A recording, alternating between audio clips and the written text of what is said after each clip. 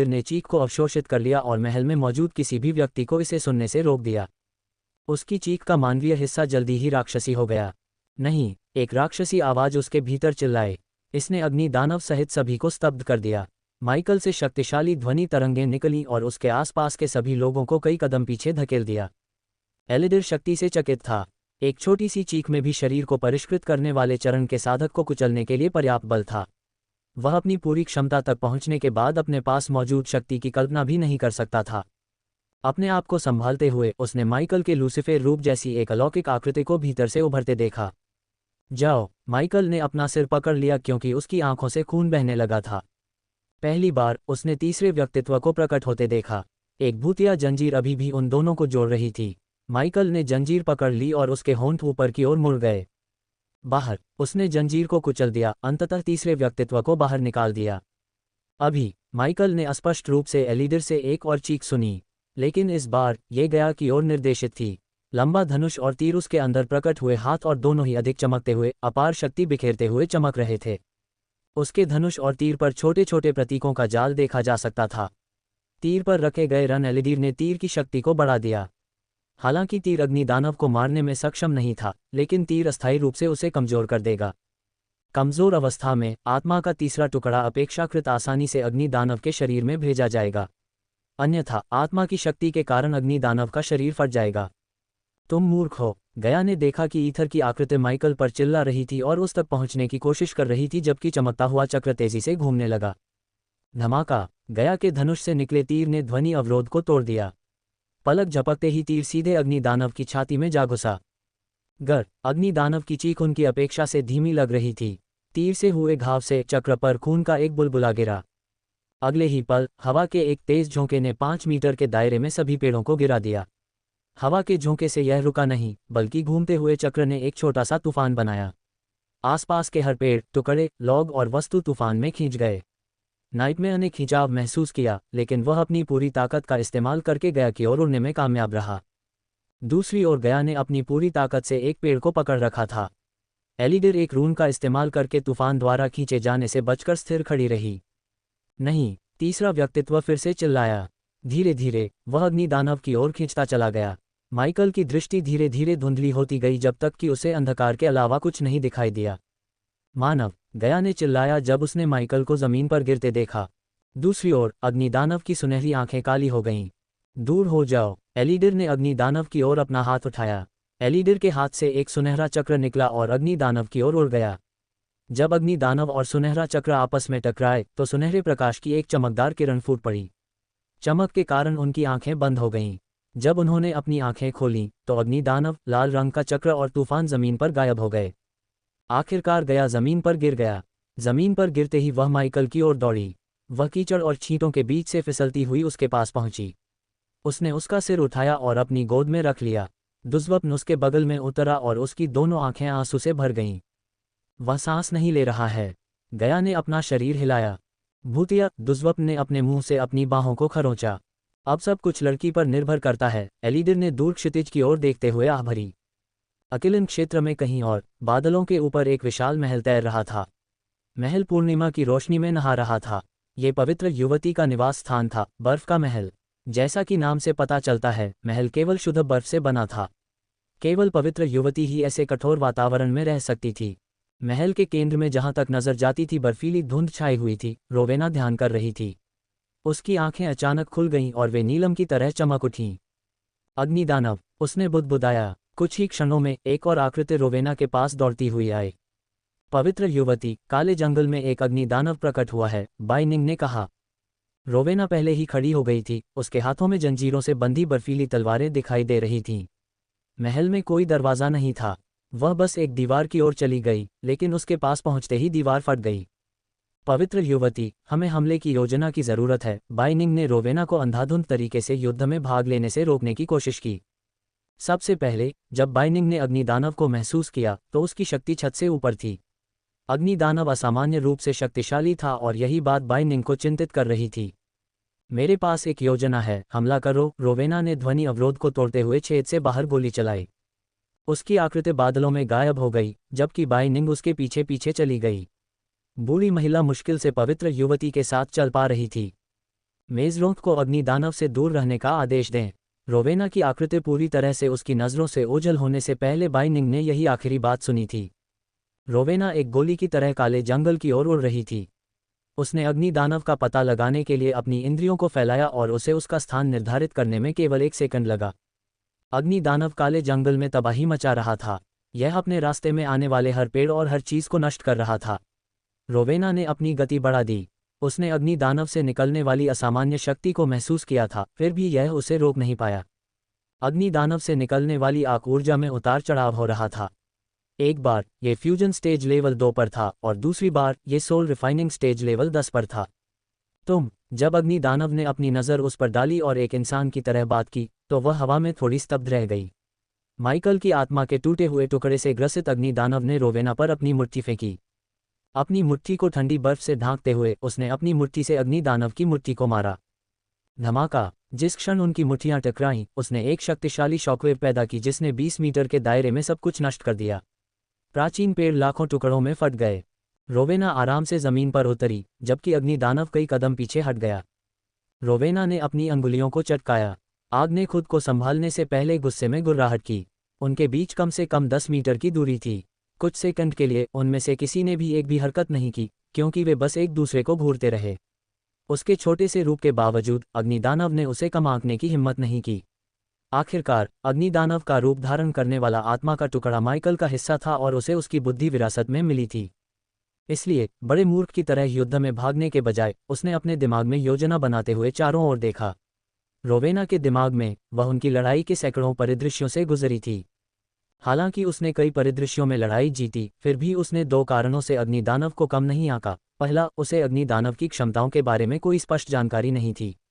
बेशक उसने अग्निदानव के बारे में अध्ययन किया था, लेकिन कुछ ने उसे बताया कि यह अग्निदानव उन लोगों से अलग था जिनके बारे में उसने पढ़ा था।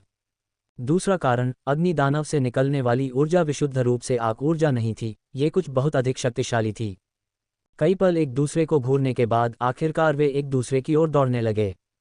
दूर से विक्टोरिया और एडिथ सभी अन्य छात्रों के साथ अग्निदानव को देख रहे थे। हर कोई आवाज़ सुनकर जाग गया और लड़ाई देखने के लिए बालकनी में आ गया। दुर्भाग्य से वे केवल अग्निदानव का सिर देख सकते थे, लेकिन रोवेना को उसके शारीरिक रूपों के कारण नहीं देख सकते थे।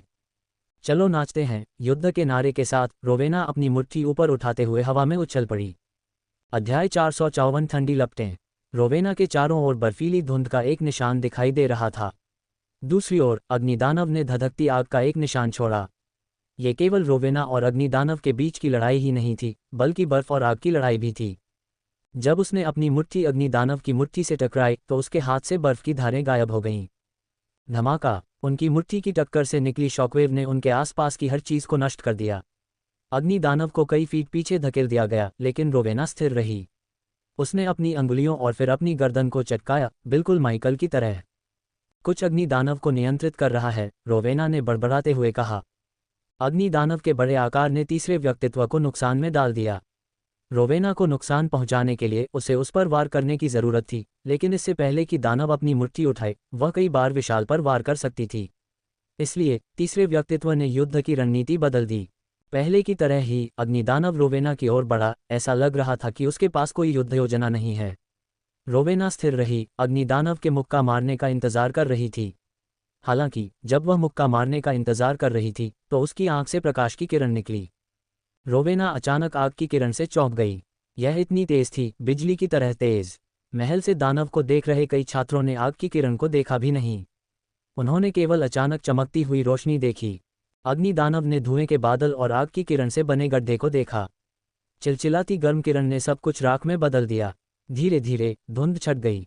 अग्निदानव दंग रह गया क्योंकि वह धुंध में रोवेना की आकृति देख सकता था। उसने जो नीले वस्त्र पहने थे वे उन पर सुरक्षा रून लगाए जाने के बावजूद आग की लपटों से जलकर राख हो गए। इस बार शुद्ध ठंडी बर्फ उसके शरीर पर कवच का रूप ले ली। भविष्यवाणी अपने कार्यालय में खड़ी कायला खिड़की से लड़ाई देख रही थी।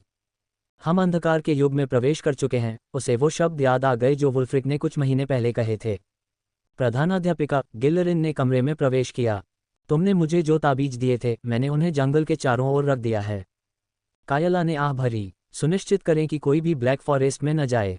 अब से ब्लैक फॉरेस्ट में सभी के लिए प्रवेश वर्जित है, यहाँ तक कि स्टाफ के लिए भी, उसने फायर जायंट से अपनी आंखें हटाए बिना कहा। हेडमिस्ट्रेस गिलरिन के चेहरे पर एक अजीब सी मुस्कान थी। उसने अपने सिर के पीछे खुजलाया। तुम अपने मन की बात कह सकती हो गिलरिन। हेडमिस्ट्रेस, हम ब्लैक फॉरेस्ट में अपनी सेना क्यों नहीं भेज रहे हैं? हमारी सेना जंगल को नष्ट किए बिना फायर जायंट को वश में कर सकती है।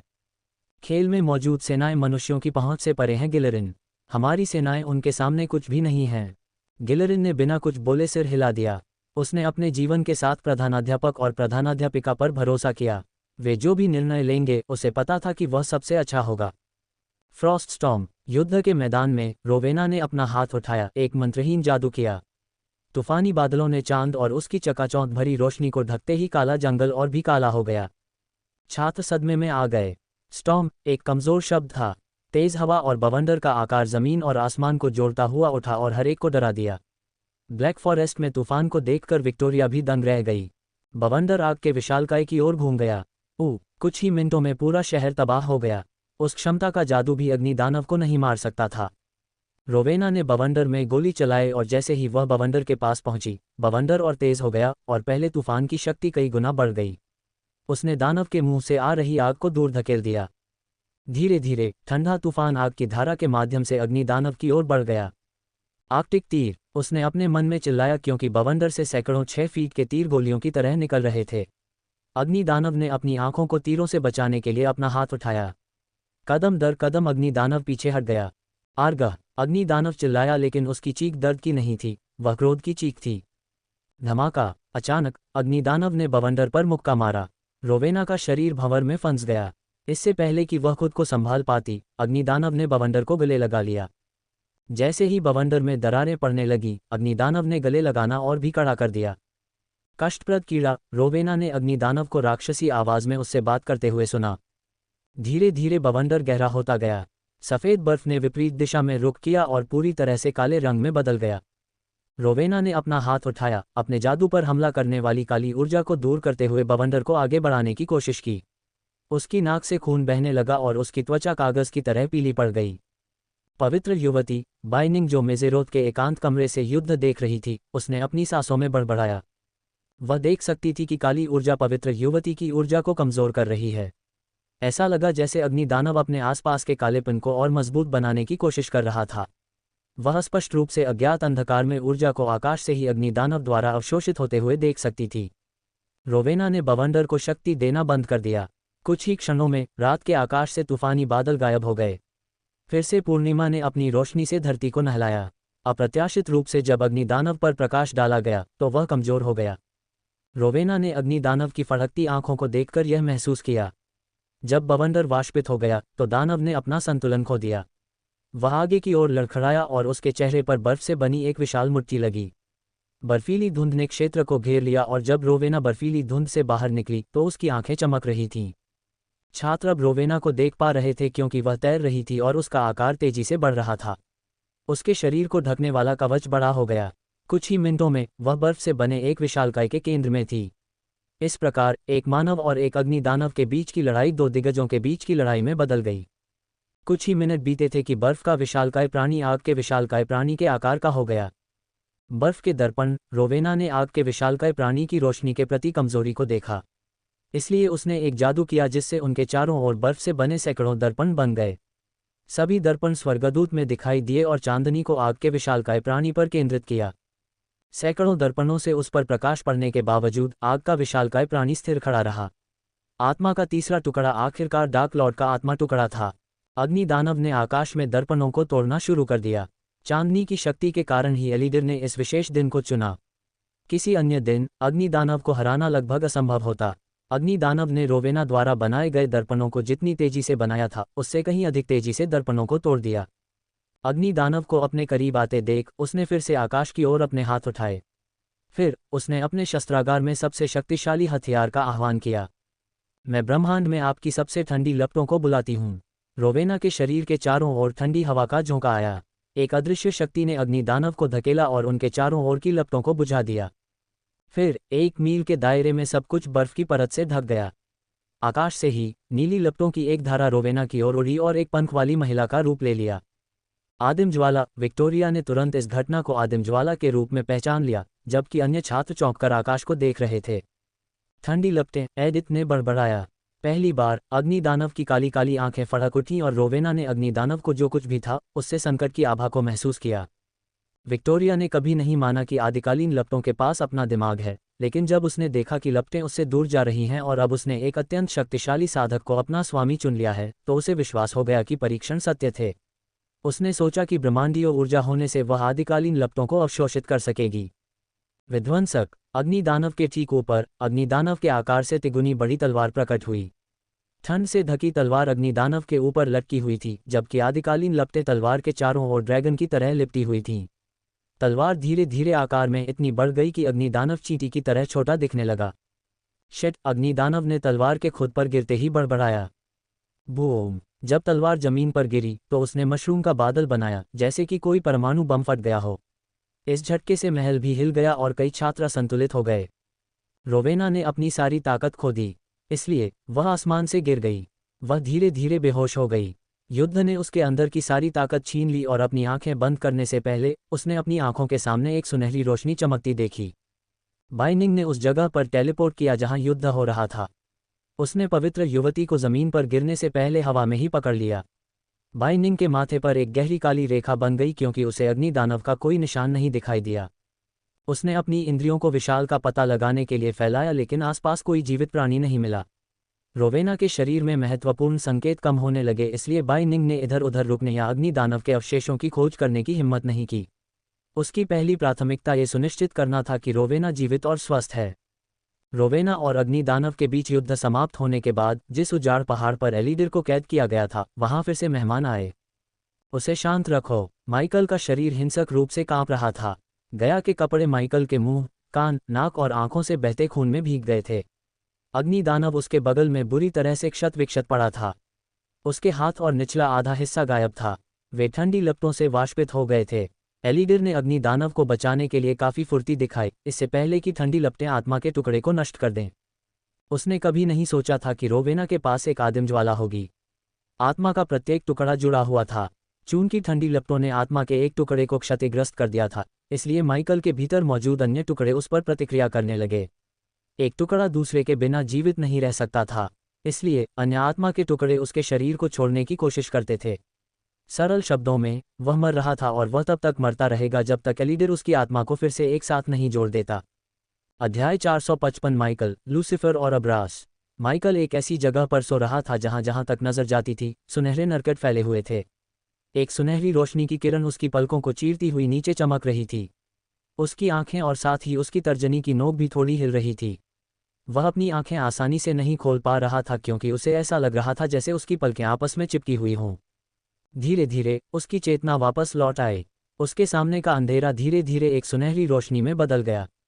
होश खोने से पहले जो कुछ भी हुआ था वह सब उसे वापस आ गया। आखिरी चीज जो उसे याद थी वह था गया का चेहरा। यादों ने उसे अचानक जगा दिया। अचानक जैसे ही वह बैठा, उसमें जीवन की सांस लौट आई। जहां तक वह देख सकता था वहां सुनहरे नरकट के अलावा कुछ नहीं था। क्या ये स्वर्ग है? उसने अपने पैरों पर वापस आते हुए अपने मन में सोचा। उसने सिस्टम को बुलाने की कोशिश की लेकिन उसके भीतर सिस्टम का कोई निशान नहीं था। काश! पीछे से एक दयालु आवाज सुनाई दी। माइकल ने एक झटके में पीछे मुड़कर देखा और देखा कि काले कपड़े पहने एक नौजवान है जिसके चेहरे पर एक सौम्य मुस्कान है। अब्रास। उसके सामने खड़ा कोई और नहीं बल्कि अब्रास ही था। माइकल और अब्रास एक जैसे दिखते थे, सिवाय माइकल के जो अब दिखाई दे रहा था वह ज्यादा परिपक्व, लंबा और मांसल था। माइकल, अब्रास मुस्कुराया। सुंदर है न? अब्रास ने सुनहरी नरकटों के चारों ओर देखा। क्या हो रहा है? माइकल अब्रास की ओर बढ़ा और उसके साथ सैर सपाटे में शामिल हो गया। उसके दिमाग में अनगिनत सवाल घूम रहे थे। मैं कहाँ हूँ? ये कौन सी जगह है? मैं अब्रास को कैसे देख रहा हूँ? यह इतना वास्तविक क्यों लग रहा है? क्या यह एक सपना है? क्या मैं मर गया हूँ? ये कुछ सवाल थे जो उसने खुद से पूछे। क्या तुम भ्रमित हो माइकल? जब मुझे पता चला कि हम एक ही व्यक्ति हैं तो मैं भी भ्रमित हो गया था, अब्रास ने शांत भाव से कहा। लेकिन मैंने तुम्हारे साथ शांति बना ली। हम एक हो गए और हम तब तक एक थे जब तक तुमने डार्क लॉर्ड बनने का फैसला नहीं किया। हमने वह चुनाव नहीं किया, ये हमारे लिए बनाया गया था। अन्यथा हम यहाँ नहीं होते, है न? माइकल के लिए ये स्वीकार करना बेहद मुश्किल था कि अब्रास और वह एक ही व्यक्ति थे। ऐसा महसूस नहीं हुआ। जब तक तुम शांति नहीं बना लेते हम टुकड़े टुकड़े ही रहेंगे, अब्रास ने माइकल के विचारों को पढ़ते हुए कहा। शांति? शांति किससे? माइकल ने पूछा। उसने अपना सिर घुमाया और देखा कि अब्रास अभी भी उनके सामने सुनहरे नरकटों के सागर को देख रहा था। तुम और मैं एक जैसे हैं। जैसे ही अब्रास के मुंह से ये शब्द निकले, सुनहरे नज़ारे ने अपनी सारी चमक खो दी। सब कुछ अंधेरा और उदास हो गया। डरावने में बदलाव के बाद परिचित शैतानी आवाज सुनहरे नरकट के खेतों में गूंज उठी। मूर्ख! वे दोनों पीछे मुड़े और लूसीफर को देखा, जो अपने पूरे रूप में काले धुएं के आवरण में लिपटा हुआ था और उसकी लाल आंखें नीचे जमीन से निकल रही थीं। माइकल और अब्रास के विपरीत लूसीफर लगभग 8 फीट लंबा था। लूसीफर, हमारी आत्मा का आखिरी टुकड़ा। अब्रास ने लूसीफर को माइकल से इस तरह मिलवाया जैसे माइकल उसे जानता ही न हो। आखिरकार हम आमने सामने मिलते हैं, माइकल। लूसीफर की आंखें लाल लपटों में जल उठीं। मैं बहुत उलझन में हूँ। हमें एक ही व्यक्ति माना जाता है, फिर भी ऐसा कुछ नहीं लगता। माइकल ने इस स्थिति को समझने की कोशिश करते हुए आह भरी। सिस्टम! माइकल ने अपने मन में सिस्टम को पुकारा। परेशान मत हो, सिस्टम तुम्हारी मदद नहीं कर सकता।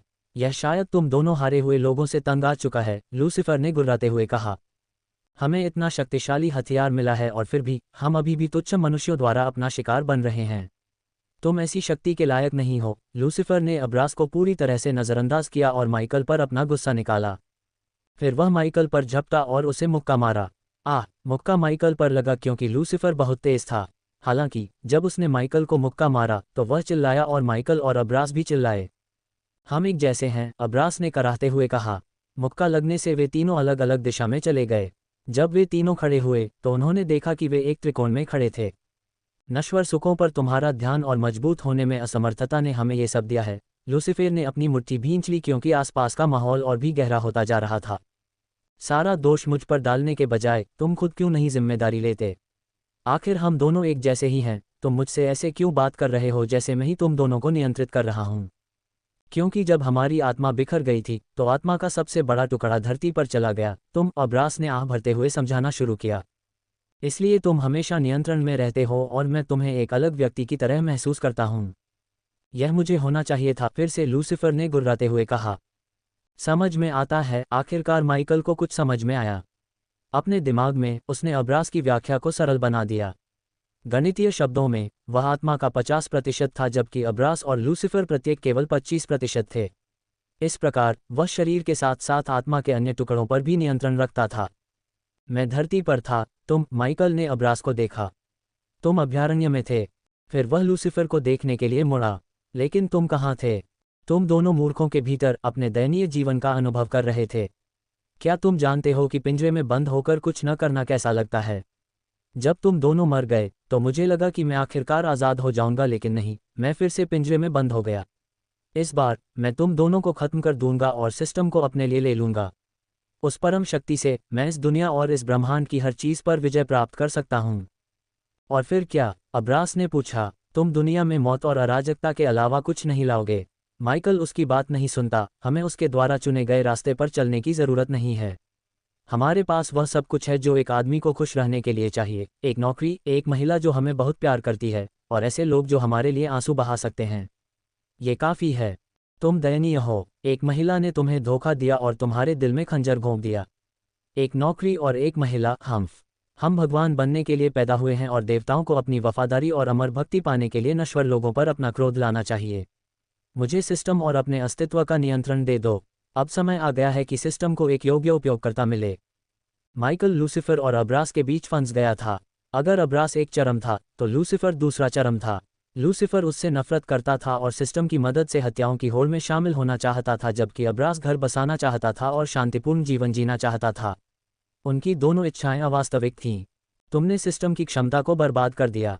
हमें मनुष्यों के बीच चलने वाले शक्तिशाली देवता होने चाहिए थे, लेकिन तुमने खुद को केवल नश्वर सुखों में लिप्त करना, मनुष्यों की देखभाल करना और कमजोरों को अपने अधीनस्थों के रूप में भर्ती करना चुना।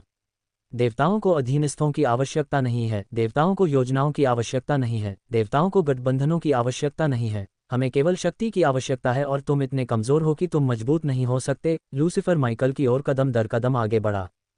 हमारे पुराने दुश्मन दिन ब दिन मजबूत होते जा रहे हैं। नए शक्तिशाली दुश्मन सबसे अंधेरे कोनों से उभर रहे हैं। तुम सतर्क रहना। गठबंधन बनाना और भूत के रूप में नकली जीवन जीना हमें केवल मारे जाने देगा।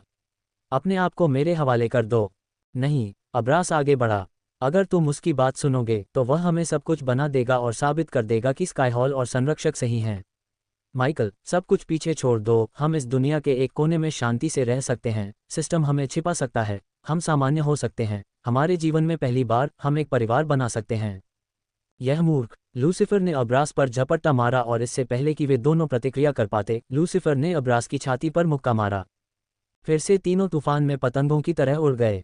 माइकल को अपनी छाती में एक असहनीय दर्द महसूस हुआ, लेकिन उसके शरीर से खून नहीं निकला। हम हत्यारे और अंधकार लाने वाले नहीं हैं। माइकल, अब्रास कराहते हुए अपने पैरों पर खड़ा हुआ।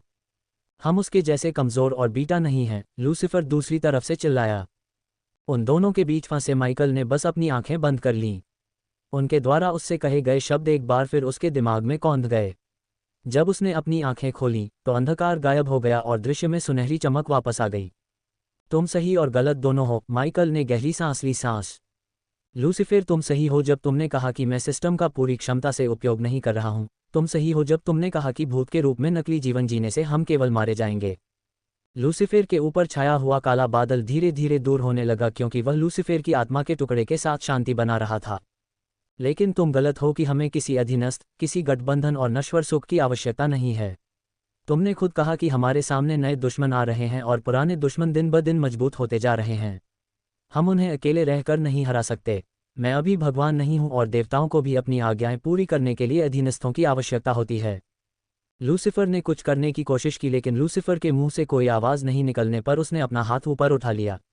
बहुसंख्यक आत्मा धारक के रूप में माइकल को अपनी शक्ति का पूरा एहसास होने लगा और उसने लूसीफर पर अपनी शक्ति का प्रयोग किया। फिर उसने अब्रास की ओर देखा। तुम सही हो, हम अंधकार लाने वाले नहीं हैं। मुझे एक लड़की मिली है जो मुझे किसी भी चीज़ से ज़्यादा प्यार करती है। लेकिन तुम अभी भी भोले हो अब्रास, हम शांति से नहीं रह सकते, न अभी, न जल्दी, न कभी। तुमने कुछ भी गलत नहीं किया और देखो तुम्हारे साथ क्या हुआ। तुम्हारे साथ विश्वासघात हुआ। तुम्हारी गलती की वजह से तुमने वह सब खो दिया जिससे तुम कभी प्यार करते थे।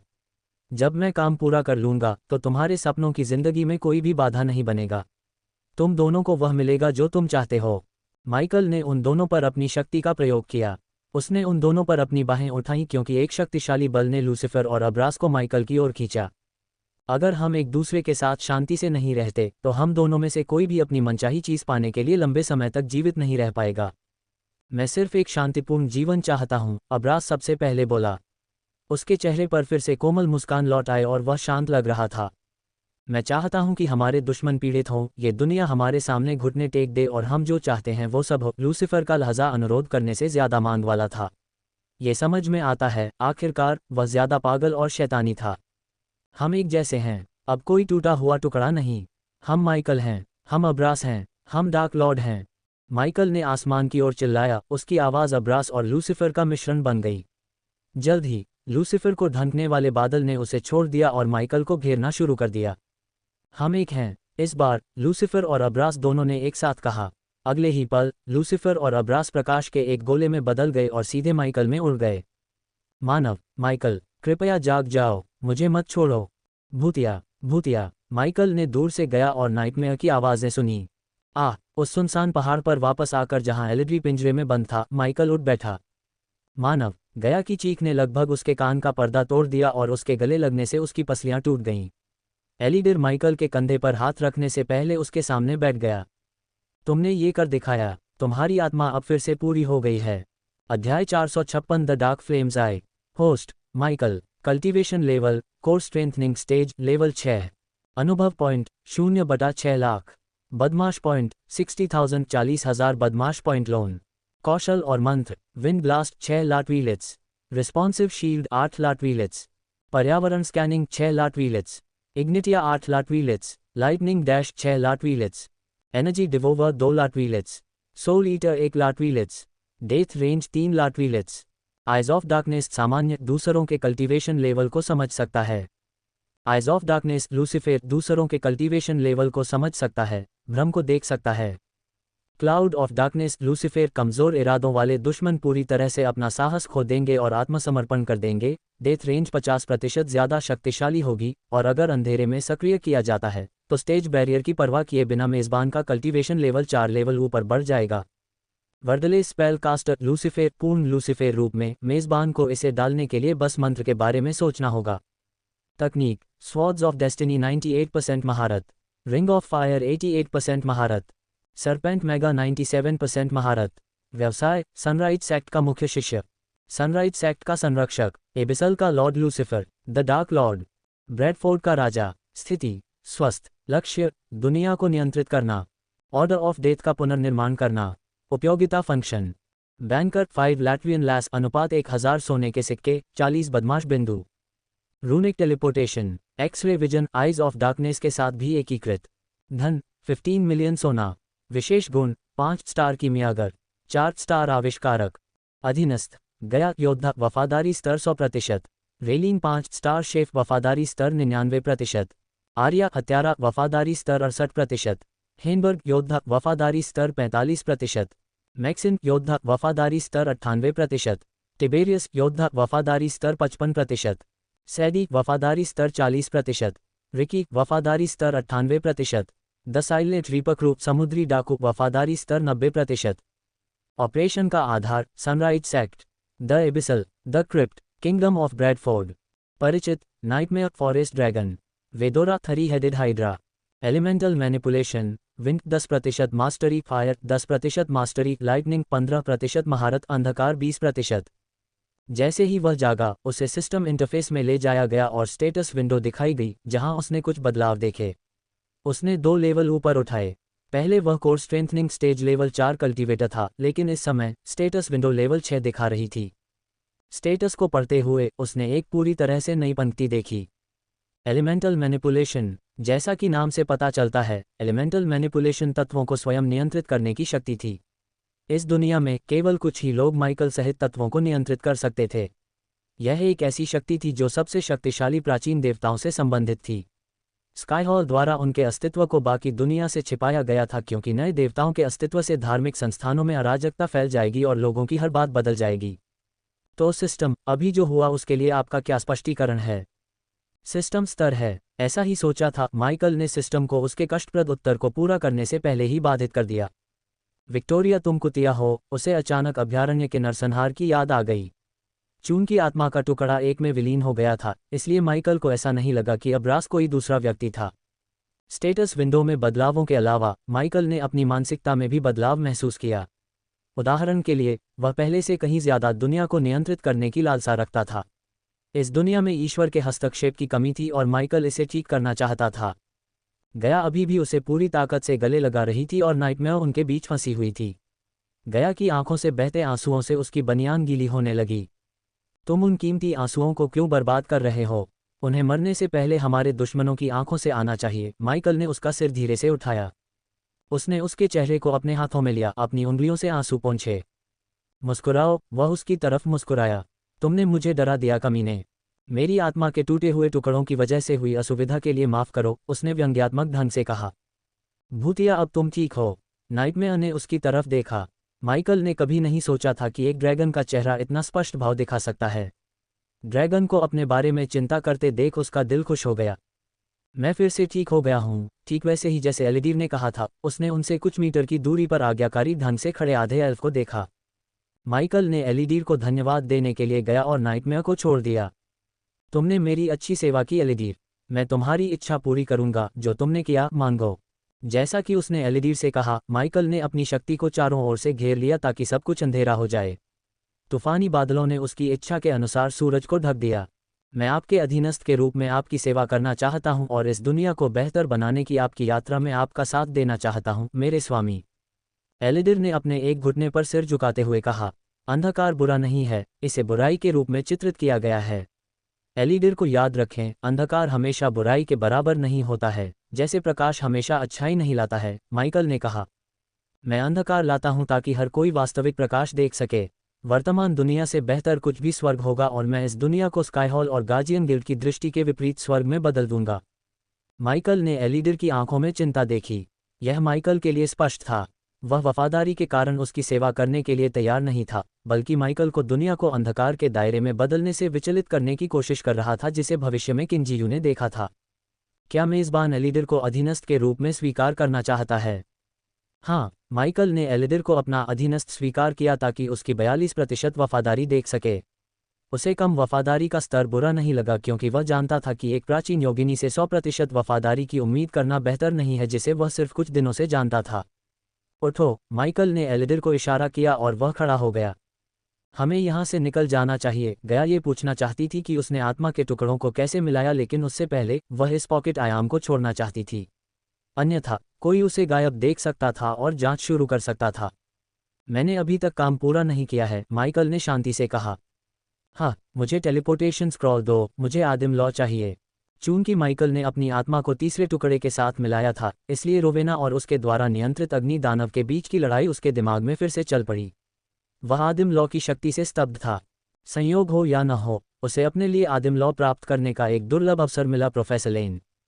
गया ने उसकी आंखों में दृढ़ संकल्प देखा और महसूस किया कि उसके साथ बहस करने का कोई फायदा नहीं है। इसलिए उसने अपनी कलाई के एक झटके से अपने स्पेस रिंग से चर्मपत्र निकाला। माइकल ने स्क्रॉल नहीं खोला, बल्कि उसे एलिडीर पर फेंक दिया। तुम हमारे साथ आ रहे हो, माइकल ने कहा। 2 के बजाय 4 को टेलीपोर्ट करने के लिए स्क्रॉल में बदलाव करने में एलिडीर को कुछ मिनट लगे। आश्चर्यजनक रूप से गंतव्य का स्थान इस पॉकेट आयाम के प्रवेश द्वार के अपेक्षाकृत करीब था। यहाँ आप जाओ मेरे प्रभु। एलिडीर ने अब माइकल को लूसीफर के बजाय मेरे प्रभु के रूप में संबोधित करना शुरू कर दिया, जैसा कि वह पहले करता था। हालांकि एलिडीर ने पहली बार उससे मिलने पर एक देवता की आभा को महसूस किया था, लेकिन ये कभी भी अनुष्ठान के बाद जारी की गई आभा जितनी मजबूत नहीं थी। वह खुद को लूसीफर को उसके नाम से संबोधित करने के लिए मजबूर नहीं कर सका। माइकल ने स्क्रॉल को गया को दे दिया, क्योंकि उसने स्क्रॉल में आग ऊर्जा का एक टुकड़ा भेजा था। स्क्रॉल और भी चमकने लगा और पलक झपकते ही एक सुनहरी रोशनी ने उन्हें घेर लिया।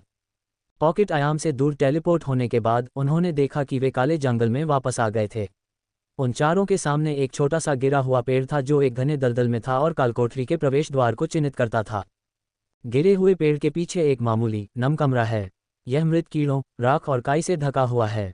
एलिडर ने उनके सामने के रास्ते को रोशन करने के लिए प्रकाश का एक चमकीला गोला बनाया। चमकीली रोशनी ने जंग लगे हथियारों के रैक और खुले हुए बक्से को उजागर किया जो समय के साथ बर्बाद और तबाह हो गए थे। जैसे जैसे वे कालकोठरी से आगे बढ़े, रास्ता 2 रास्तों में विभाजित हो गया। माइकल ने सिस्टम स्टोरेज से 2 ड्रोन निकाले और प्रत्येक रास्ते का पता लगाने के लिए एक भेजा। उसके दाईं ओर के रास्ते में अनगिनत जाल लगे हुए थे, लेकिन ड्रोन ने उनमें से किसी को भी सक्रिय नहीं किया क्योंकि जाल आग ऊर्जा को महसूस करने के लिए डिज़ाइन नहीं किए गए थे।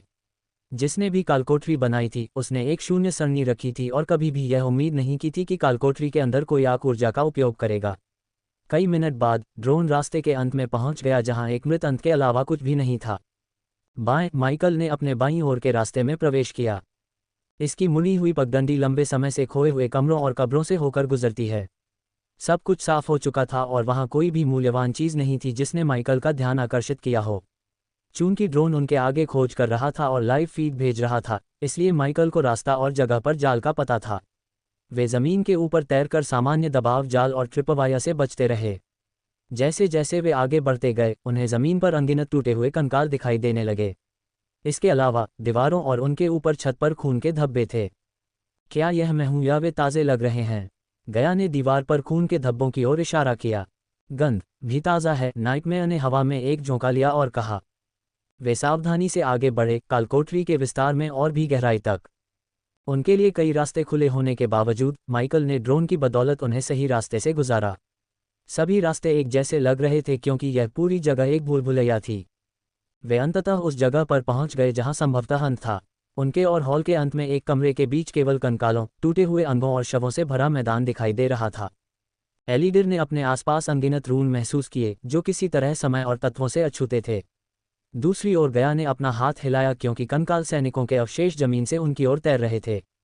उसने उनकी हड्डियों पर गहरे घाव और झुलसे हुए निशानों का निरीक्षण किया जो हड्डियों को लगभग जलाकर राख कर रहे थे। आदिकालीन ज्वाला। माइकल के मुंह से निकले शब्दों से उसका निरीक्षण अचानक बाधित हो गया।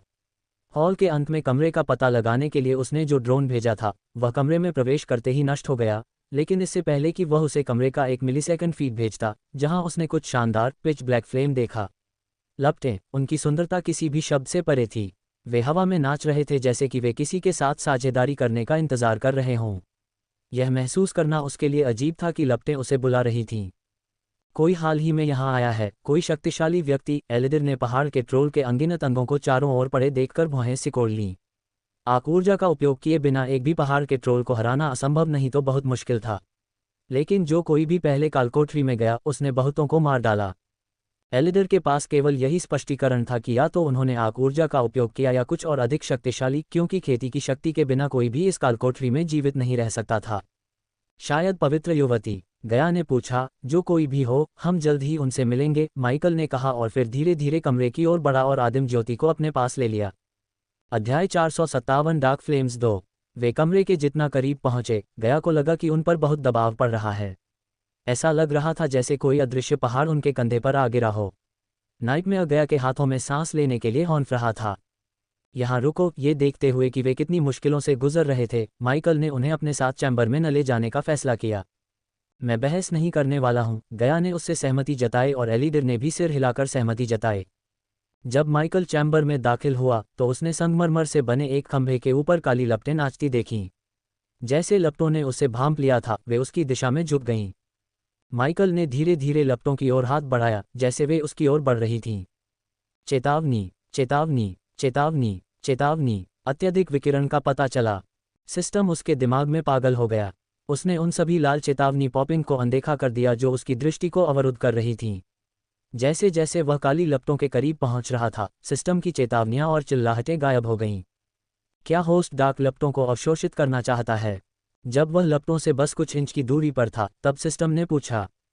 हाँ, माइकल ने लपटों को छुआ और जिस क्षण लॉ और उसकी उंगलियां मिली, ऊर्जा की एक लहर उसके ऊपर लहर दर लहर उमड़ पड़ी। लपटें उसके हाथ से होते हुए उसके पूरे अस्तित्व में समा गईं। उसे लगा जैसे उस पर एक साथ हजारों बिजली के बोल्ट गिर रहे हों। लेकिन दर्द की जगह यह आराम की भावना थी। डार्क फ्लेम को अवशोषित करना, ऊर्जा भक्षक को सक्रिय करना। अनुभव अंक 50,000 में परिवर्तित हुए। अनुभव अंक 100,000 में परिवर्तित हुए। अनुभव अंक 70,000 में परिवर्तित हुए। अल्पविराम। ऊर्जा भक्षक ने अतिरिक्त ऊर्जा को अनुभव बिंदुओं में बदलना जारी रखा। माइकल ने सोचा कि यह कुछ ही मिनटों में बंद हो जाएगा, लेकिन इसके विपरीत ये तब तक जारी रहा जब तक कि उसका स्तर तेजी से ऊपर नहीं बढ़ने लगा। होस्ट को लेवल अप करने के लिए बधाई। वर्तमान level core for strengthening stage level 7 है। होस्ट को लेवल अप करने के लिए बधाई। वर्तमान level core for strengthening stage level 8 है। होस्ट को लेवल अप करने के लिए बधाई। वर्तमान level core for strengthening stage level 9 है। उसका उत्साह चरम पर था। जब वह कोर स्ट्रेंथनिंग स्टेज लेवल 9 पर पहुंचा तो उसने अपना उत्साह दबा लिया, क्योंकि उसे लगा कि उसका लेवल अप यहीं रुक जाएगा। होस्ट को अगले स्टेज सोल रिफाइनिंग स्टेज पर पहुंचने के लिए बधाई। हे भगवान, वह आगे बढ़ रहा है। गया ने आसपास के वातावरण में ऊर्जा के हिंसक उतार चढ़ाव को महसूस किया। स्वर्गदूतों के दायरे से दिव्य ऊर्जा उतरी और रात के आसमान में लहरें पैदा की। माइकल ने आखिरी बार दिव्य ऊर्जा को उतरते हुए तब देखा था जब वह रेनबो द्वीप पर गया था, जहां लेयला के शिष्यों ने क्रिस्टोफर को सोल रिफाइनिंग स्टेज तक पहुंचने से रोका था। सिस्टम ने ऊर्जा भक्षक के माध्यम से दिव्य ऊर्जा को विनियमित किया। इसलिए कोर सुदृढ़ीकरण चरण से आत्मा शोधन चरण तक कूदना दुनिया के बाकी साधकों की तुलना में बहुत आसान था। उसकी त्वचा का रंग गहरा होता गया और वह अपनी लाल आंखों को छोड़कर पूरी तरह काला दिखने लगा। लेकिन जल्द ही उसकी आंखों में लाल आग पर भी काली लपटों ने आक्रमण कर दिया और लाल से काली हो गई। मेजबान को लेवल अप करने के लिए बधाई। वर्तमान स्तर आत्मा शोधन चरण स्तर 1 है। मेजबान को लेवल अप करने के लिए बधाई। वर्तमान स्तर आत्मा शोधन चरण स्तर 2 है। अंततः लेवल अप करने की होड़ आत्मा शोधन चरण स्तर 2 पर रुक गई। अब काली लपटें माइकल की आत्मा में पूरी तरह से विलीन हो गईं, जिससे उसके शरीर का हर तंतु मजबूत हो गया। डार्क फ्लेम अवशोषण पूरा हो गया है। डार्क फ्लेम द्वारा होस्ट के सभी मंत्र और कौशल मजबूत हो गए हैं। अब होस्ट सोल रिफाइनिंग चरण के तहत सभी हमलों से प्रतिरक्षित है, सिवाय किसी अन्य प्राइमोडियल फ्लेम द्वारा संचालित हमलों के। डार्कनेस तत्व पर होस्ट की महारत 5% बढ़ गई है। अग्नि तत्व पर मेजबान की महारत 5% बढ़ जाती है। डार्क फ्लेम्स का उपयोग करके बनाए गए पोषण और गोलियों में 94% शुद्धता होगी। स्पर्शी ढाल मंत्र डार्क फ्लेम्स के साथ विलीन हो गया है और डार्क शील्ड में बदल गया है। इग्निटिया मंत्र डार्क फ्लेम्स के साथ विलीन हो गया है और डार्क इग्निटिया में बदल गया है। विंड ब्लास्ट मंत्र डार्क फ्लेम्स के साथ विलीन हो गया है और डार्क ब्लास्ट में बदल गया है। रिंग ऑफ फायर मंत्र डार्क फ्लेम्स के साथ विलीन हो गया है और रिंग ऑफ डार्क फायर में बदल गया है। ये सभी मंत्र डार्क फ्लेम्स द्वारा संचालित थे और बहुत अधिक शक्तिशाली हो गए थे। इन सभी परिवर्तनों ने उसे एक नश्वर साधक से एक देवता जैसे अस्तित्व में बदल दिया। आत्मा शोधन चरण के तहत किसी के पास उसे हराने का कोई मौका नहीं होगा, भले ही वे पौराणिक मंत्रों का उपयोग करें। वह अपने सामान्य रूप में एक ही मंत्र से उन्हें मार सकता था, और अगर वह अपने पूर्ण लूसीफर रूप में होता तो उसे अपने दुश्मनों को नष्ट करने के लिए केवल एक मुक्का ही मारना पड़ता। इसके अलावा अपने पूर्ण लूसीफर रूप में वह आत्मा शोधन चरण में किसी को भी हरा सकता था और फ्यूजन चरण स्तर 3 के तहत साधकों को हराने का मौका था। डार्क फ्लेम्स अंधकार के शक्ति बीजों में से एक था। हर बार जब वह अंधकार का बीज प्राप्त करता तो उसकी शक्ति तेजी से बढ़ती। इस दुनिया में कोई भी इन शक्ति बीजों के अस्तित्व को नहीं जानता था, और अंधकार के बीजों की तरह ही प्रकाश के बीज भी मौजूद थे। बीज प्राप्त करने की दौड़ में नूह ने पहले ही स्वर्ग की लपटें प्राप्त कर ली थीं। डार्क फ्लेम्स को अवशोषित करके माइकल ने अब बाधाओं को बराबर कर दिया। हालांकि नूह की तुलना में माइकल शक्ति के मामले में अगले स्तर पर था, क्योंकि माइकल ने अपनी स्रोत शक्ति की आदिम लपटें प्राप्त की, अंधकार। दूसरी ओर नूह ने स्वर्ग की लौ को अवशोषित किया, न कि प्रकाश की लौ को। इसलिए वह माइकल की तरह बदलाव से नहीं गुजरा। यह अच्छा लगता है, माइकल ने अंधेरे की लपटों को जगाते हुए मुस्कुराते हुए कहा। राजसी अंधेरे की लपटें उसकी हथेलियों पर नाच रही थीं। फिर पलक झपकते ही लपटें हरे रंग की हो गईं। अब वह लपटों को अपनी इच्छानुसार बदल सकता था। मानव, जब वह ये देखने ही वाला था कि अब वह और क्या कर सकता है, गया ने उसे पुकारा। वह कक्ष से बाहर निकला और देखा कि कंकालों के साथ साथ मृत शरीर भी फिर से जीवित हो रहे हैं। कुछ ही मिनटों में सैकड़ों कंकाल सैनिक और लगभग 20 पहाड़ी ट्रोल उनके सामने खड़े हो गए। कालकोठरी का आकार सभी ट्रोल और कंकालों को समायोजित करने के लिए बढ़ गया। गया बिना किसी समस्या के कंकालों को कुचल सकता था, लेकिन ट्रोल असली खतरा थे। अपनी साधना के साथ भी अगर ट्रोल उसके जादू करने से पहले उस पर अपना हाथ रखने में कामयाब हो जाते तो वह मर जाती। एडिलिडर को भी ऐसा ही लगा, सिवाय इसके कि उसके पास कोर स्ट्रेंथनिंग स्टेज की साधना नहीं थी। अगर वह अपने सामने कंकालों की सेना से लड़ता तो अपने रूनों के साथ भी वह कुछ मिनटों के लिए कालकोठरी से बच सकता था।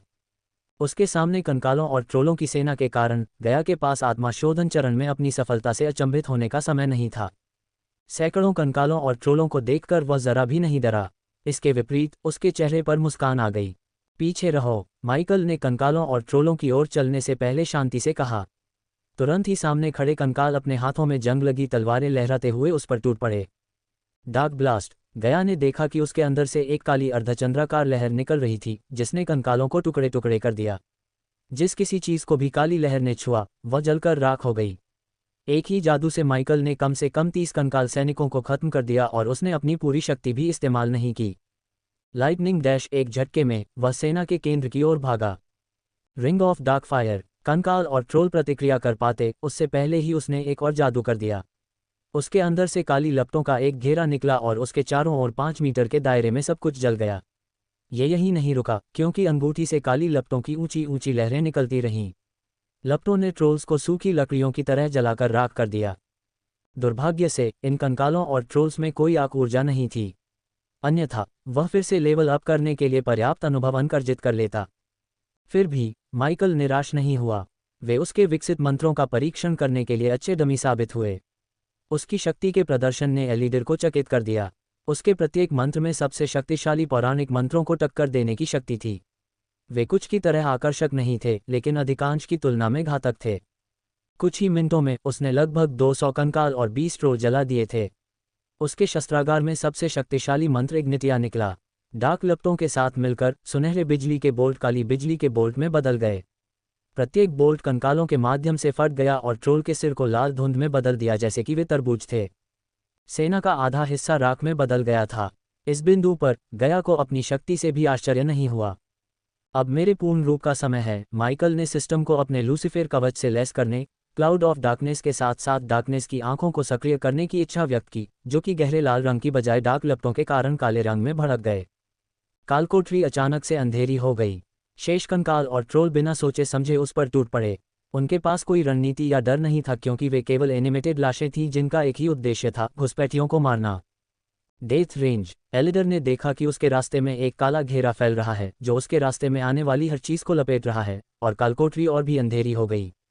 Ring of dark fire. इस बार जब उसने जादू किया तो कालकोठरी कांप उठी। काली लपटों का घेरा सुनामी की लहरों की तरह ज्यादा हिंसक था।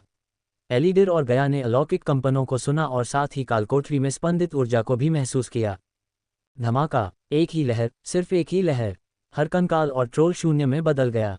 काली लपटों के गुजर जाने के बाद राख भी नहीं बची। यह मेरी असली शक्ति है, माइकल ने अपनी सांसों में बुदबुदाया। यहाँ तक कि वह अपनी शक्ति से भी चौंक गया, ये सोचकर कि उसने अपनी शक्ति का सिर्फ 20% ही इस्तेमाल किया और दिव्य ऊर्जा के साथ मंत्र को और नहीं बढ़ाया। उसे अपने दुश्मनों पर तरस आ गया। भूत डरावना है। नाइटमेयर की आंखें खुली की खुली रह गईं। उसके छोटे से दिल के कोने में एलिडर की तरह ही भय का एक टुकड़ा उभर आया। अध्याय 458 समुद्री डाकू स्वर्गदन। आइस पैलेस के अंदर रोवेना अपनी आंखें बंद करके ध्यान कर रही थी। जब उसने महसूस किया कि बाइनिंग उसके पास आ रही है तो उसकी आंखें धीरे धीरे खुलीं। बाइनिंग ने अपना हाथ हिलाया क्योंकि कमरे में छाई धुंध दूर हो गई और ठंडी बर्फ से बना खाली कमरा दिखाई दिया। पवित्र युवती। बाइनिंग रोवेना के पास पहुंची। मैंने काले जंगल की तलाशी ली लेकिन मुझे अग्नि दानव के अवशेष नहीं मिले। बाइनिंग की बात सुनकर रोवेना ने धीरे से अपनी आंखें खोलीं। यह अब मेजरोंथ की समस्या है, रोवेना ने ठंडे स्वर में कहा। लेकिन पवित्र युवती, मैंने अग्नि दानव से जो ऊर्जा महसूस की वह कुछ अशुभ और भयावह थी। ये डार्क लॉर्ड है। रोवेना के ये कहते ही बाइनिंग को अपनी रीढ़ में ठंडक महसूस हुई। उसे संदेह था, फिर भी पवित्र युवती से ये सुनना चौंकाने वाला था। मुझे बड़ों को सचेत करना चाहिए। परेशान मत होइए, मैंने उन्हें पहले ही पीछे हटने का आदेश दे दिया है। बाइनिंग दंग रह गई। क्या? क्यों? आप कब से डार्क लॉर्ड की तलाश कर रही हैं? रोवेना खड़ी हो गई। बाइनिंग समझ नहीं पाई कि उसके सवाल का क्या मतलब था। लगभग 4000 सालों से, बाइनिंग ने जवाब दिया। आप उसे तब नहीं ढूंढ पाई थी और अब भी नहीं ढूंढ पाएंगी। अगर मैं सही हूं तो उसने अपने सारे निशान छिपा लिए हैं। रोवेना शांत थी, स्थिति के बावजूद बहुत शांत। बाइनिंग को ये पसंद नहीं आया कि होली मेडेन डार्क लॉर्ड द्वारा पेश किए गए खतरे को इतने हल्के में ले रही थी। हालांकि बूढ़ी महिला रोवेना से असहमत होने से बेहतर जानती थी। आप क्या सुझाव देती हैं कि हमें क्या करना चाहिए, होली मेडेन? कुछ नहीं, रोवेना ने कहा। वह शालीनता से अपने पीछे की दीवार की ओर चली गई और अपना हाथ हिलाया। दीवार धीरे धीरे खुल गई और उनके नीचे तैरते हुए पहाड़ और फूले हुए बादल दिखाई देने लगे। रोवेना ने अपनी आंखें बंद कर लीं, चमकदार चांदनी की ठंडी ऊर्जा को अवशोषित करते हुए। डार्क लॉर्ड लंबे समय तक अकेलन दायरे में नहीं रहेगा। हमें उसे पकड़ना होगा, बाइनिंग ने खुद से कहा। जब समय आएगा हम डार्क लॉर्ड से मिलेंगे। रोवेना डार्क लॉर्ड की तलाश में अपना समय बर्बाद करने के बजाय मजबूत होने पर ध्यान केंद्रित करना चाहती थी। यह उसका काम नहीं था, बल्कि ग्रेट आर्ट कुलों का काम था। वह बाइनिंग के पास गई और फिर अपनी कलाई हिलाई, क्योंकि उसके हाथों में एक सुनहरा चर्मपत्र दिखाई दिया। स्क्रॉल बिल्कुल वैसा ही दिख रहा था जैसा कि घोस्ट को मिले मेजरोंथ के निमंत्रण में था। मेजरोंथ ने सबरीना को चुना है, इसे उसके पास भेजो। रोवेना ने चर्मपत्र बाइनिंग को सौंप दिया। पवित्र युवती, अगर मैं पूछ सकती हूँ तो क्या मैं आपसे कुछ पूछ सकती हूँ? रोवेना ने बाइनिंग की ओर सिर हिलाया। आपके भाई को भी मेजरोंथ ने चुना था, लेकिन वह क्यों नहीं आया? क्योंकि मैंने उसे मना किया था, अभी नहीं। बाइनिंग दंग रह गई। क्या तुम्हें याद है कि तुम मेरे लिए हथियारे लेकर आई थी, बाइनिंग? कमरे की ठंड के बावजूद बाइनिंग को अपने लबादों के नीचे पसीना आने लगा। उन पर एक अनजान जादू डाला गया था। अनजान जादू। बाइनिंग की भौहें तन गईं। अनजान मंत्र को किन जी यू ने खुद बनाया था। यह मंत्र केवल स्काईहॉल से कोई व्यक्ति ही डाल सकता था। लगभग 4000 साल पहले किन जी यू ने डार्क लॉर्ड को भूलने के लिए मंत्र का आविष्कार किया था। ये तब की बात है जब किन जी यू ने वापस लड़ने का साहस जुटाया था। भविष्य से भागने के बाद वह डार्क लॉर्ड की यादों को मिटाना चाहती थी। वे यादें भयानक से भी ज्यादा भयानक थीं।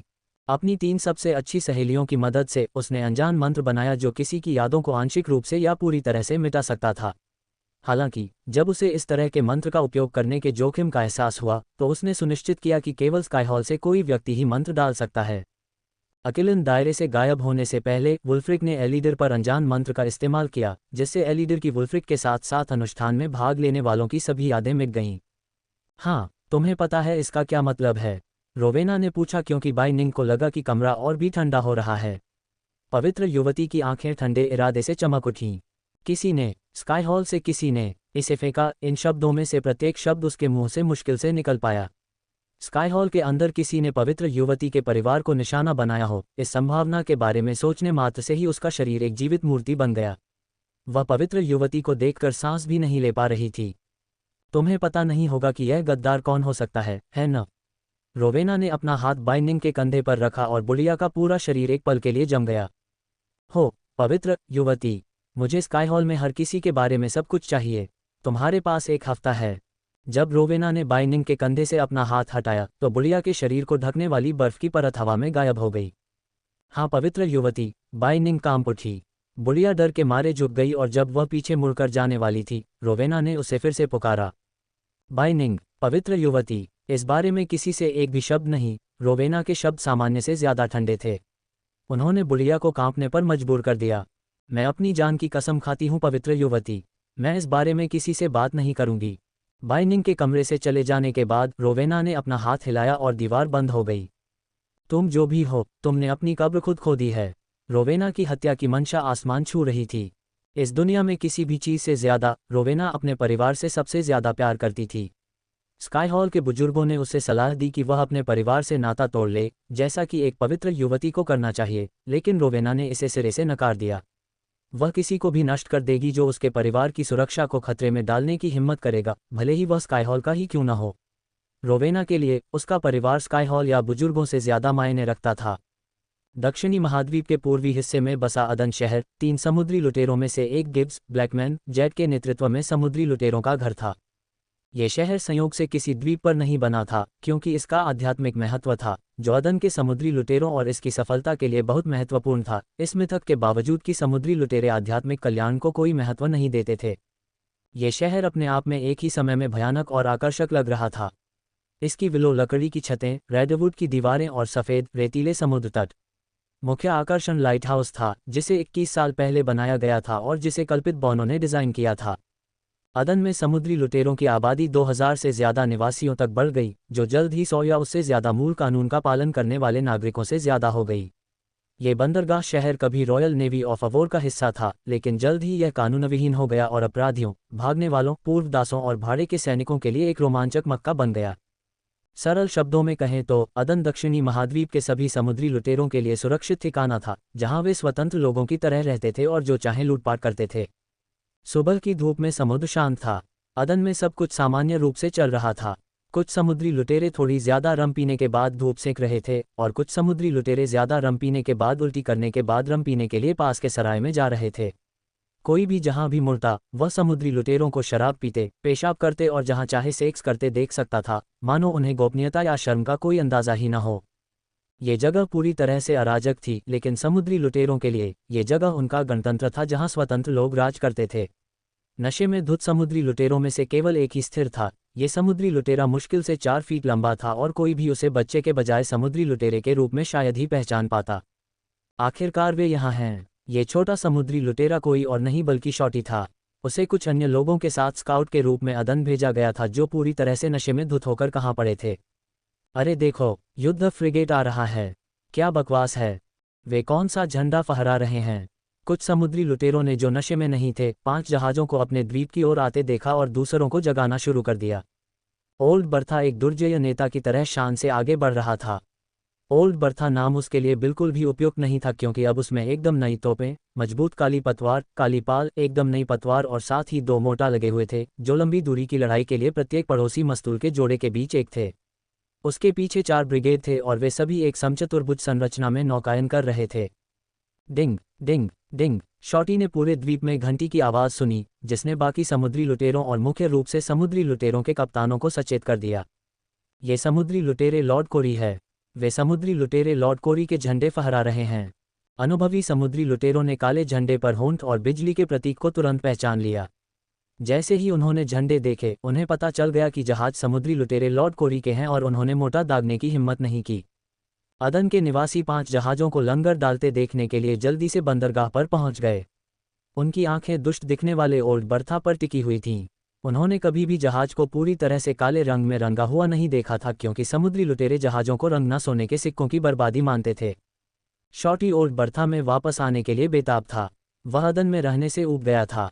इस द्वीप पर कोई भी व्यक्ति केवल शराब पी सकता था और चूंकि शॉटी ने शराब पीना छोड़ दिया था ताकि वह एक साधक बन सके, इसलिए उसके पास दूसरों को शराब पीते और संभोग करते देखने के अलावा और कुछ नहीं था। फिर भी वह अभी भी अपने दल में शामिल नहीं हो सका, अभी तक नहीं। कुछ अन्य समुद्री लुटेरों के साथ एक नारियल के पेड़ के नीचे खड़े होकर शॉटी ने गिब्सन को पहले बर्था से बाहर निकलते देखा, उसके बाद टिबेरियस। शॉटी को मैक्सिन के बजाय गिब्सन के साथ टिबेरियस को देखकर आश्चर्य हुआ। वह वही है, समुद्री लुटेरे लॉर्ड कोरी। सच में वह बहुत डरावनी है। वह अपन बूढ़ा आदमी और उसके पीछे वाला आदमी कौन है? शश, वह तुम्हें सुन सकती है। अपना मुंह बंद रखो। क्या तुम्हें नहीं पता कि वह तुम्हें एक नज़र में मार सकती है? वह एक चुड़ैल है। समुद्री लुटेरे बड़बड़ाने लगे। उनमें से ज्यादातर कोरी को देखकर चौंक गए, क्योंकि वह अपने द्वीप के बाहर शायद ही कभी देखी जाती थी। ब्लैकमैन भी उससे ज्यादा समुद्री लुटेरों के सामने आया था, इसलिए जब वह अदन आई तो समुद्री लुटेरे हैरान रह गए। इसके अलावा वह एक छोटे बेड़े के बजाय सिर्फ 4 जहाज़ों के साथ आई थी। समुद्री लुटेरे कोरी और उसके आदमियों का सुरक्षित दूरी पर पीछा करते रहे। ज्यादातर लोग कोरी के आने का उद्देश्य जानने के लिए उत्सुक थे, जबकि कुछ लोग बस आंख मूंदकर दूसरों का पीछा करते रहे। शॉटी ने आदमियों का पीछा करते हुए द्वीप के पश्चिमी हिस्से में पहुंचा, जहां समुद्री लुटेरे लॉर्ड ब्लैकमैन अपने कुछ समुद्री लुटेरे कप्तानों के साथ रहता था। उस समय समुद्री लुटेरे लॉर्ड ब्लैकमैन अपने साथ एक छोटा बेड़ा लेकर कहीं और चले गए थे और ब्लैकमैन के महल में जो रह रहा था वह एक और समुद्री लुटेरा लॉर्ड वेंस था। ये महल दूसरे महाद्वीपों के महलों जितना भव्य नहीं था। यह एक जीर्ण शीर्ण महल था जिसमें 5 पतली चौकोर मीनारें बेतरतीब ढंग से बिखरी हुई थीं। वे एक आदर्श रक्षा के लिए बनाए गए थे और बेसल्ट से बनी मजबूत भारी दीवारों से जुड़े थे। दीवारों में घेराबंदी की लड़ाई के कई छेद और अवशेष देखे जा सकते थे। दीवारों के चारों ओर उदारतापूर्वक विस्तृत खिड़कियां बिखरी हुई थीं, जो एकदम सही समरूपता में थीं। साथ ही तीरंदाजों और तोपखाने के लिए समान आकार के छेद भी थे। कई मिनट बाद वे आखिरकार महल के द्वार पर पहुंच गए और एक लाल बालों वाली महिला ने उनका स्वागत किया, जिसकी पतली कमर के दोनों ओर 2 तलवारें लटकी हुई थीं और द्वार पर फटे हुए सुनहरे वस्त्र पहने एक साहसी व्यक्ति था। समुद्री डाकू लॉर्ड कोरी, क्या सुखद आश्चर्य है, लाल बालों वाली महिला ने मोहक स्वर में कहा। समुद्री डाकू लॉर्ड वेंस बेसब्री से आपका अंदर इंतजार कर रहे हैं, दूसरी ओर आदमी ने ठंडे स्वर में कहा, लेकिन कोरी ने उनके दोनों अभिवादनों को अनदेखा कर दिया और अपने नए स्वामी का नाम फैलाने के लिए महल में चले गए। अध्याय 459 लॉर्ड लूसिफर के समुद्री डाकू लॉर्ड बने। जब वे महल के मैदान में दाखिल हुए तो गिब्सन ने देखा कि रम के बैरल, घास के डमी और तोपों की मरम्मत समुद्री लुटेरों द्वारा की जा रही थी। महल के दरवाजों के बाहर के विपरीत अंदर के समुद्री लुटेरे नशे में धुत होकर रेतीली जमीन पर लेटे रहने के बजाय किसी तरह का काम कर रहे थे। महल की दीवारों के ऊपर कम से कम 50 तीरंदाज थे जो सभी उन पर नजर गड़ाए हुए थे। अगर वे एक भी गलत कदम उठाते तो पलक झपकते ही सैकड़ों तीर उनके शरीर को छलनी कर देते। भले ही तीरंदाजों का निशाना खराब हो, लेकिन उन्हें ऊंचाई का फायदा था। तीरंदाजों के अलावा समुद्री लुटेरों के कई समूह कैंपफायर के इर्द गिर्द समूहों में बैठे थे। ये समूह गश्त करने वाले सैनिकों का समुद्री लुटेरा संस्करण थे। जब गिब्सन समुद्री लुटेरों की गिनती कर रहा था तो टिबेरियस ने महल की दीवारों में छेद और तोप के धमाकों के अवशेषों को देखा। वह अनुमान लगा सकता था कि समुद्री लुटेरों के सामने झुकने से पहले महल की इन दीवारों ने कितनी घेराबंदी की होगी। टिबेरियस के दिमाग में समुद्री डाकू द्वीप को सिर्फ अपना एक बहुत बड़ा सराय समझकर इसकी क्षमता को बर्बाद कर रहे थे। वहां कोई कानून व्यवस्था या बुनियादी स्वच्छता भी नहीं थी। उसे लूसीफर की यह बात याद आई कि अगर इन समुद्री डाकुओं को बिना किसी नियंत्रण के छोड़ दिया जाए तो वे न सिर्फ दूसरों के लिए बल्कि खुद के लिए भी खतरा बन जाएंगे। अब वह लूसीफर के कथन से सहमत हो सकता था। उसे आश्चर्य हुआ कि अवोर की रॉयल नेवी ने इस द्वीप पर बमबारी क्यों नहीं की और समुद्री डाकुओं के खतरे से क्यों नहीं निपटा। हमने ब्लैकमैन के बेड़े में से किसी को भी समुद्र में क्यों नहीं देखा, टिबेरियस ने पूछा। समुद्री लुटेरों को सख्त पदानुक्रम और दूसरों को माय लॉर्ड कहना पसंद नहीं था। वे खुद को स्वतंत्र मानते थे, इसलिए समुद्री डाकू लॉर्ड को भी बिना किसी उपाधि के उनके नाम से बुलाया जा सकता था। समुद्री डाकू इन महान उपाधियों से नफरत करते थे। ब्लैकमैन जैसे ज्यादातर कट्टर समुद्री लुटेरों का मानना था कि सम्मान उपाधियों से नहीं बल्कि शक्ति और धन से अर्जित किया जाता है। वे सिर्फ कैप्टन और पायरेट लॉर्ड की उपाधियों की अनुमति देते थे, लेकिन कैप्टन की उपाधि से कैप्टन को राजा की उपाधि की तरह कोई छूट नहीं मिलती थी। अगर क्रू अपने कैप्टन से नाखुश हो जाता था तो वे कैप्टन को बोर्ड से उतार देते थे या उसे तुरंत फांसी पर लटका देते थे। यही बात पायरेट लॉर्ड के लिए भी सच थी, लेकिन इससे पहले कभी ऐसा नहीं हुआ था कि क्रू ने पायरेट लॉर्ड के खिलाफ विद्रोह किया हो। क्यों तुम हमारा परीक्षण करना चाहते हो? सुनहरे वस्त्र पहने साहसी व्यक्ति ने हंसते हुए कहा।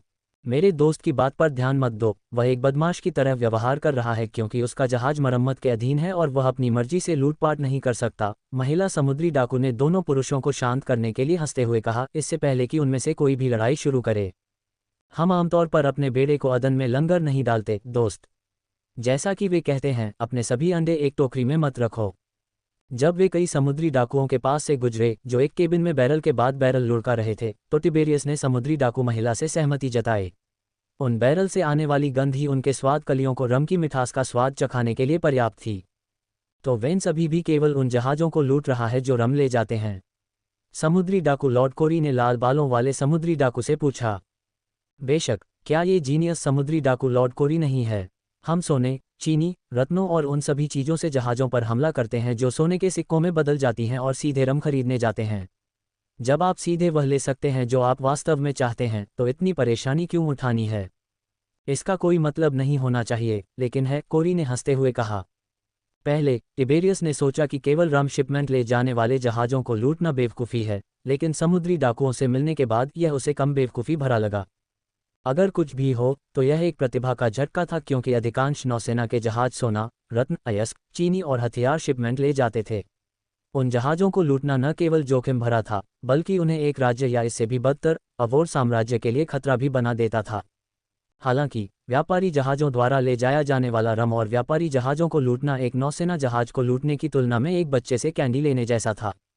इसके अलावा, जैसा कि लाल बालों वाले समुद्री डाकू ने कहा, भले ही समुद्री डाकू टन सोना लूट लें, उनकी कमाई का इस्तेमाल अंततः रम और वेश्याओं को खरीदने के लिए किया जाएगा।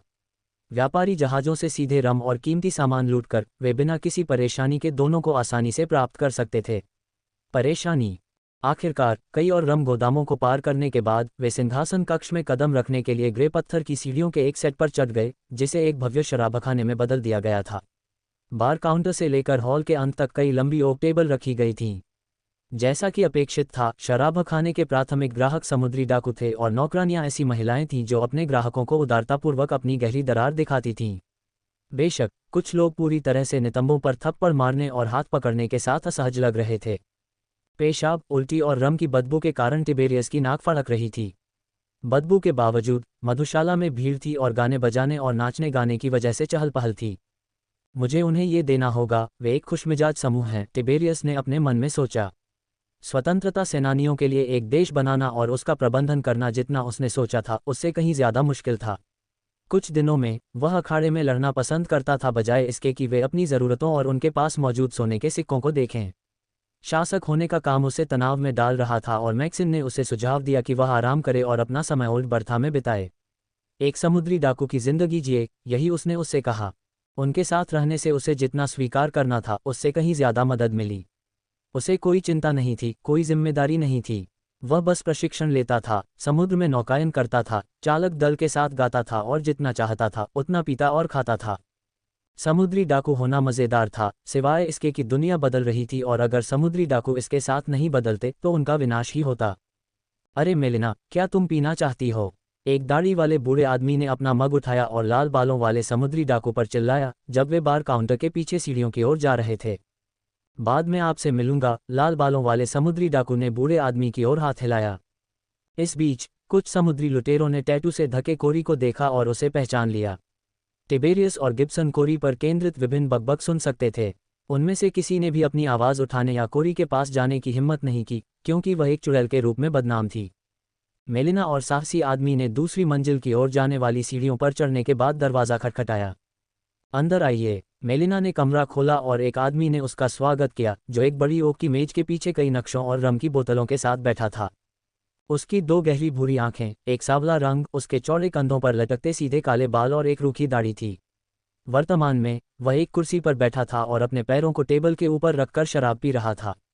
टेबल के पास स्टैंड पर एक लंबा ग्रे कोट लटका हुआ था और वह एक गहरे रंग की शर्ट पहने हुए था जिससे उसकी तराशी हुई छाती और मैचिंग ग्रे लेदर ट्राउजर दिख रहे थे। उसने दोनों कानों में स्टड ईयरिंग भी पहनी हुई थी और साथ ही उसके बाएं गाल पर एक निशान भी था। क्या कमाल है! समुद्री डाकू लॉर्ड कोरी, यहाँ अदन में, अपने चुड़ैल द्वीप के बाहर। उसके रूप की तरह ही उसकी मोटी आवाज़ में भी क्रूरता की झलक थी।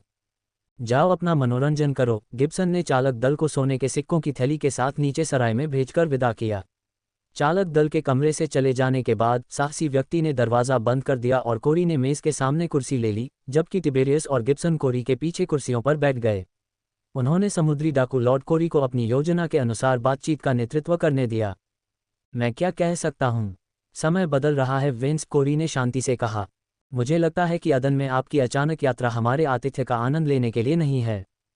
पूरी तरह सच नहीं है। मैंने सुना है कि आपको कहीं और बेहतर रम नहीं मिल सकती। वेश्याएं भी। वेंस ने मेलिना के हाथ पकड़ लिए और उसे अपने पास खींच लिया। वह कुर्सी की बांह पर बैठी मोहक ढंग से हंस रही थी। मैंने भी कुछ बातें सुनी हैं कोरी। पौराणिक साइलेंट रिपर का फिर से उभरना, आपके समुद्री डाकू कप्तानों में से एक का दूसरे दल में शामिल होने के लिए आपका साथ छोड़ना, और मेरा पसंदीदा, वेंस ने एक सेकंड के लिए रुककर कहा। जादू चलाने वाले कप्तान। अगर मैं बहुत नशे में नहीं होता तो मैंने सुना था कि उसे लूसीफर कहा जाता है। भगवान लूसीफर। कोरी ने वेंस को सही किया और जब वेंस ने कोरी के चेहरे पर भाव देखा तो वह हैरान रह गया। शुरू में उसे ऐसी अफवाह पर विश्वास नहीं हुआ कि कोई शून्य रेखा के अंदर जादू का इस्तेमाल कर रहा था। आज तक उसे विश्वास नहीं हो रहा था कि कोरी जादू का इस्तेमाल कर सकता है। कल्पना कीजिए कि उसे कितना आश्चर्य हुआ होगा जब उसके चालक दल ने उसे बताया कि काले जहाज का कप्तान जादू कर सकता है और जादू का इस्तेमाल कर सकता है। क्या मैंने तुम्हें सही सुना, मेलिना? क्या उसने लॉर्ड कहा? क्योंकि मैंने सुना कि उसने लॉर्ड कहा, वेंस ने मेलिना से पूछा। हाँ, उसने कहा। तो जब तुमने कहा कि समय बदल रहा है तो तुम्हारा मतलब था कि तुम किसी और की कुतिया बन गई हो। गिब्सन ने जल्दी से अपने नकली पैर से टिबेरियस के पैरों को दबाया ताकि वह वेंस पर झपटने से बच जाए। चाहे पसंद हो या न हो, वे लॉर्ड लूसीफर या डार्क क्वीन के बिना एक समुद्री डाकू किले में थे। बूढ़ी बर्था एक भयंकर लड़ाई लड़ सकती थी, लेकिन अगर अदन के आसपास के सभी समुद्री डाकू जहाज और सुरक्षा बल उन पर बमबारी करते तो वह बच नहीं पाती। कुतिया होना मरने से बेहतर है, वेंस। समुद्री डाकू जीवन का आनंद लेने के लिए तुम्हें जीवित रहना होगा। कोरी मुस्कुराया, लेकिन उस मुस्कान के पीछे कोई भी छिपी हुई खतरनाक नज़र देख सकता था। अगर मुझे कुछ और नहीं पता होता तो मैं इसे एक धमकी के रूप में मान लेता। वेंस की आवाज़ ठंडी हो गई। मैं तुम्हें जो देने आया हूँ वह जीवन भर का एक मौका है, वेंस। कोरी आगे झुका। राज्यों और अवोर से दुश्मनी किए बिना अमीर और मजबूत बनना, ये कैसा लगता है, वेंस? चलो मान लेते हैं कि मुझे ऐसे अवसर में दिलचस्पी है, इसमें क्या दिक्कत है? वेंस को बिल्कुल भी दिलचस्पी नहीं दिख रही थी। कोरी की बात करते समय उसकी तरफ देखने के बजाय वह मेलिना के साथ खेल रहा था। टिबेरियस की आंखें फड़क रही थीं। वह वेंस के रवैये और उसके बात करने के तरीके को देखकर जानता था कि यह बातचीत विफल होने वाली थी। लॉर्ड लूसीफर के रैंक में उसके समुद्री डाकू लॉर्ड के रूप में शामिल हो जाओ। जिस क्षण कोरी ने ये शब्द कहे, वेंस ने मेलिना के होठों से खेलना बंद कर दिया। उसने अपनी नज़र कोरी की तरफ घुमाई और उन दोनों आंखों में हत्या की भावना बह रही थी। दूसरे शब्दों में, मैं चाहता हूं कि मैं बनूं। वेंस खड़ा हो गया। एक कुतिया। उसने मेज पर जोर से पटका और मेज पर रखी रम की बोतलें फटने लगीं। वेंस के गुस्से के बावजूद कोरी अभी भी शांत था।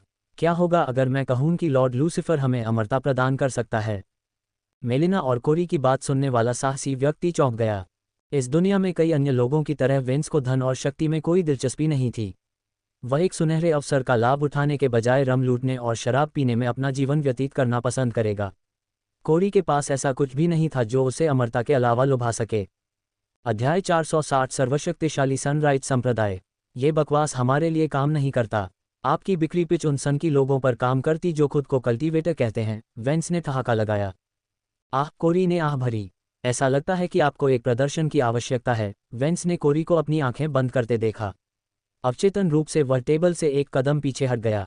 कोरी ने महसूस किया कि उसकी गर्दन पर क्रिस्टल पेंडेंट गर्म हो रहा है। गर्मी धीरे धीरे उसके शरीर में हर प्राणी में फैल गई।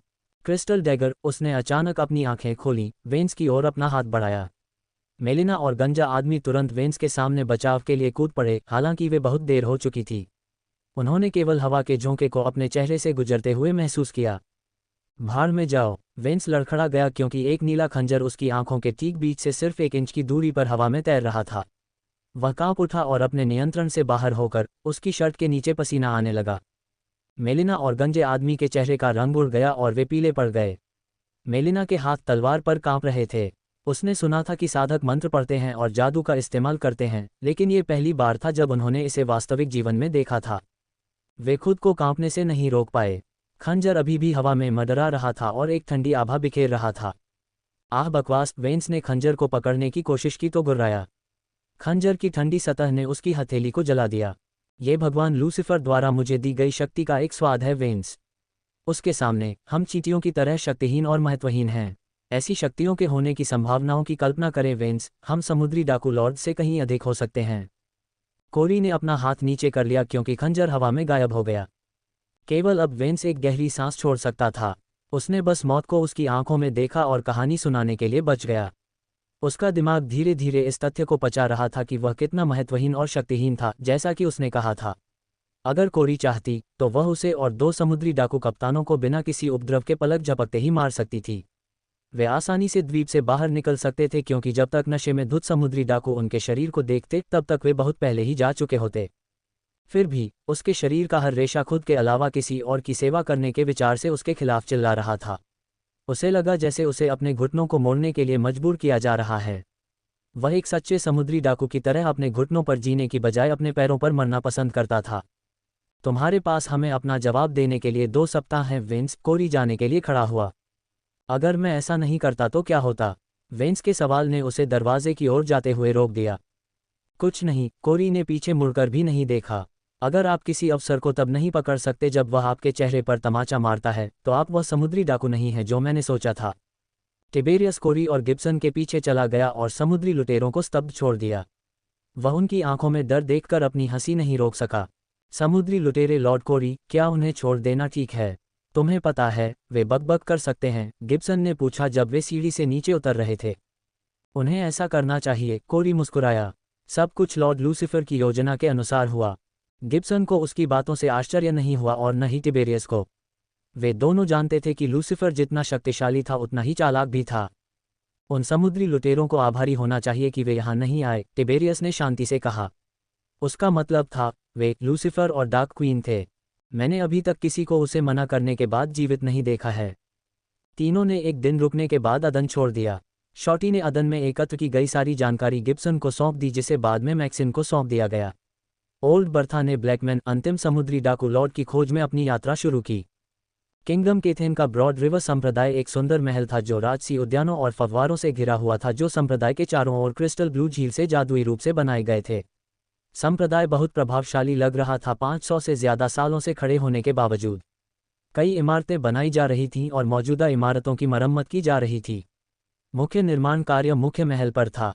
ऐसा माना जाता था कि संप्रदाय के पार्क के बीच में शानदार फव्वारा उपचार और सौंदर्यीकरण के गुणों से भरपूर था। पिछले संप्रदाय नेता मथियस के अधीन संप्रदाय की प्रतिष्ठा औसत थी।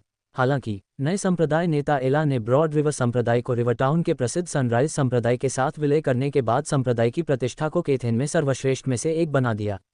केथेन और साथी संप्रदायों के कई रईसों ने आंतरिक संघर्ष के दौरान एला और मथियस के बीच आग को हवा देकर ब्रॉड रिवर संप्रदाय को नष्ट करने की कोशिश की। हालांकि गृह युद्ध जल्द ही समाप्त हो गया जब अधिकांश छात्रों और बुजुर्गों ने सनराइज संप्रदाय में विलय करने के लिए एला का साथ दिया और मथियस को डाकुओं ने जलाकर मार डाला। संप्रदाय अभी भी मथियस की मौत की जांच कर रहा था ताकि उसे मारने वाले डाकुओं को पकड़ा जा सके, सिवाय इसके कि कई लोगों का मानना था कि यह एला थी जिसने घोस्ट की मदद से मथियस को मार डाला था, जो रिवरटाउन का उभरता सितारा था और अब कई लोगों के बीच राजा की उपाधि रखता था। उनके पिछले नाम ब्रॉड रिवर सेक्ट की जगह गेटवे पर सनराइज सेक्ट नाम लटका हुआ था। उन्होंने काले धातु पर सुनहरे शब्दों को उकेरा। इस समय एला कई खिड़कियों और पिछले संप्रदाय के नेताओं के कई चित्रों वाले एक विशाल कमरे में एक लंबी ओक टेबल पर रखे दस्तावेजों के ढेर को देख रही थी। एला के परिवार, एक दाढ़ी वाले आदमी और लाल पोशाक में एक काले बालों वाली महिला का चित्र एला के पीछे लटका हुआ था। बड़ी ओक टेबल के बगल में एक टेबल पर कुछ नाजुक चांदी के उपकरण धुआं उड़ा रहे थे और घूम रहे थे। कोई भी प्राचीन पुस्तकों और चर्मपत्रों से भरे कई बुक रैक भी देख सकता था। उन सभी को लाल रंग के कालीन के ठीक ऊपर राजसी झूमर द्वारा रोशन किया गया था। कोई भी आगंतुक प्लेयर द्वारा उपहार के रूप में दिए गए आरामदायक काले सोफे पर आराम कर सकता था।